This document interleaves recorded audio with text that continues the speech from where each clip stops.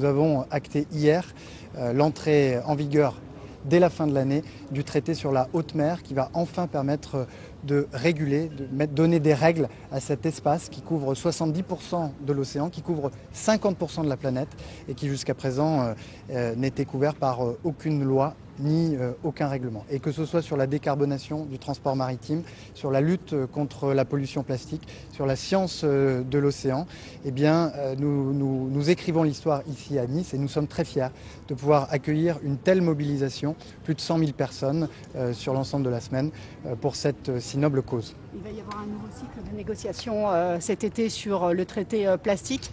Quel nouveau pas vous souhaitez, sur quelle piste vous souhaitez avancer là sur l'UNOC à l'UNOC? Pour les visiteurs de ce site, c'est l'évidence, l'océan est le miroir de nos excès, avec le déversement de tonnes, de centaines de tonnes de plastique sur les plages, sur les îles, et qui endommagent notre patrimoine commun et qui menacent la biodiversité.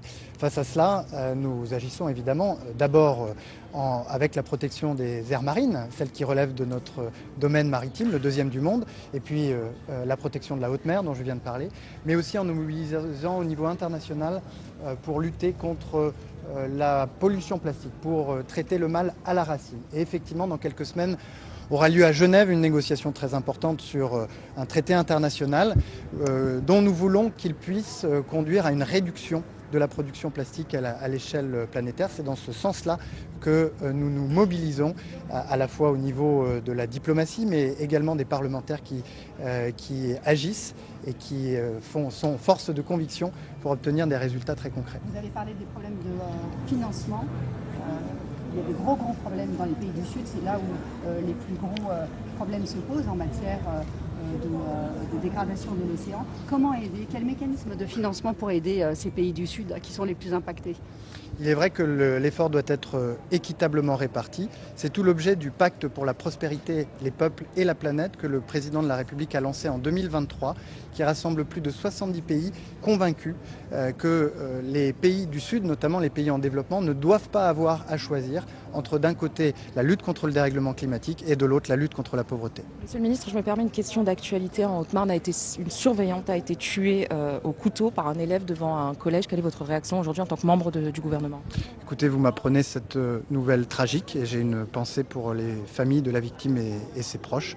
Et j'espère que des éclaircissements pourront être apportés sur les circonstances de ce meurtre. Le chef de l'État parle d'un déferlement de violence insensé.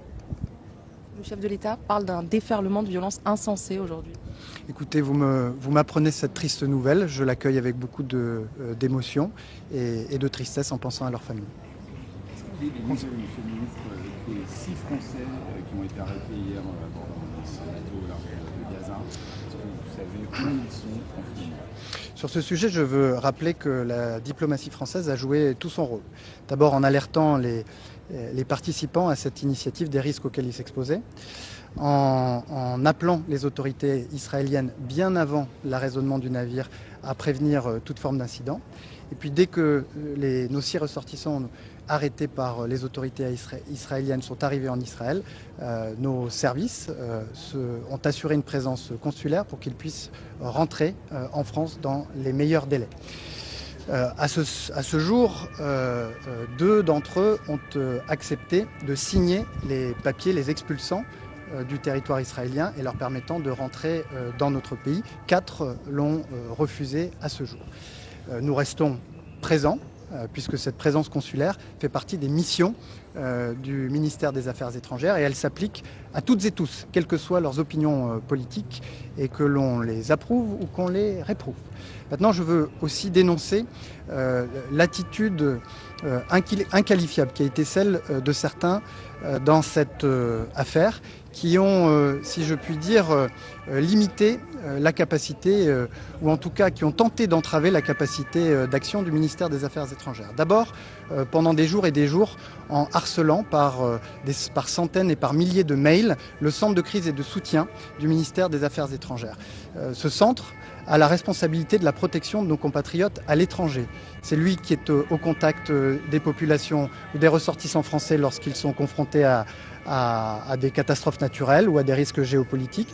C'est lui qui est au contact des familles de nos otages, des personnes, des Français qui sont détenus arbitrairement. Et c'est lui qui a vu son activité, si je puis dire, thrombosée par un déluge de mails concernant cette expédition.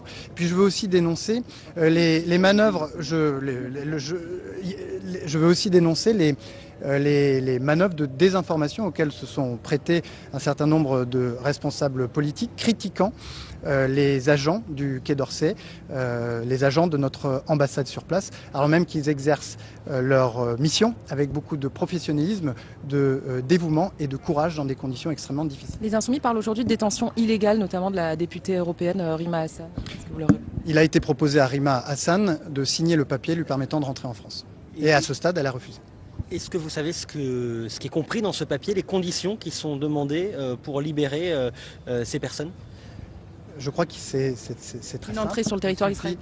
Il suffit pour les personnes concernées, c'est le cas d'autres ressortissants européens d'ailleurs, de signer ce papier d'expulsion pour rentrer sur le territoire national. Est-ce que le consul a pu observer les conditions de détention des Français sur place? Est-ce que vous avez des informations?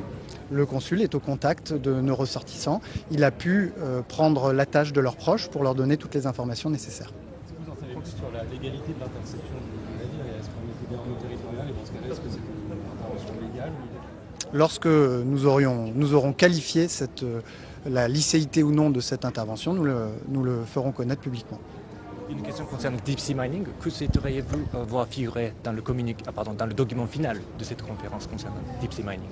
Bien, d'abord, nous faisons confiance à l'agence internationale qui est chargée d'établir un droit minier pour fixer les principes qui éviteront que les grands fonds marins puissent être exploités avant même que nous en ayons connaissance. Nous sommes à l'initiative, le président de la République l'a rappelé hier, d'une grande coalition qui a grandi d'ailleurs ici à Nice, de pays qui s'opposent à une exploitation avant même que l'exploration puisse avoir lieu. Nous aurons l'occasion dans l'après-midi de rassembler ces pays pour réaffirmer publiquement et de manière très visible notre attachement à un principe de précaution s'agissant de ce patrimoine commun de l'humanité. Merci beaucoup. Une dernière question à l'envoi par Donald Trump de l'armée en Californie sur des manifestations. Si vous voulez, on est à Nice. Pour parler de l'océan, je peux répondre éventuellement sur la réaction qui a été celle depuis des jours du réseau diplomatique s'agissant de la situation de nos ressortissants embarqués à destination de Gaza et la manière dont nous facilitons leur retour en France. Pour le reste, voilà, je m'en arrêterai là.